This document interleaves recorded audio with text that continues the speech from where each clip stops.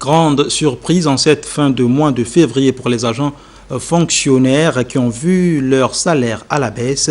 Les dysfonctionnements ou plutôt la malhonnêteté de certains parents à reconnaître leurs enfants seraient à l'origine de cette situation. Reportage. Plusieurs fonctionnaires gabonais ont pris d'assaut ce jour le siège de la délégation provinciale de la CNAMJS à Libreville.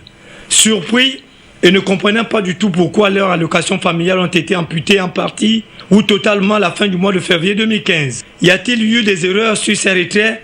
À qui s'adresser?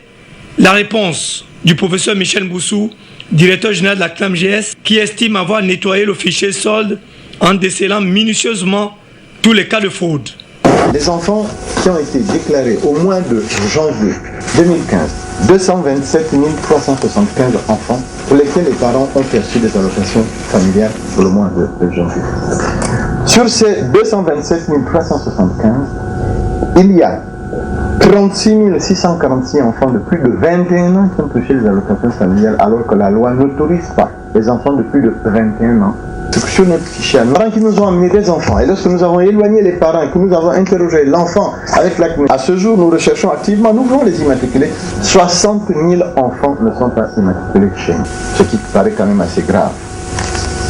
Et lorsque la condition des allocations familiales s'est assujettie à l'immatriculation à la CNAM, nous avons vu des parents nous amener des actes de naissance, nous supposons fictifs, en nous demandant de bien vouloir immatriculer ces enfants que nous ne voyons pas de visu, parce qu'en fait c'est un business. Dans tous les cas, les regards des fonctionnaires gabonais sont désormais tournés vers la direction de la solde, chargée de payer ces allocations familiales, la Caisse nationale d'assurance maladie et de garantie sociale ayant accompli sa mission de nettoyage du fichier nonobstant certaines erreurs décelées ici et là.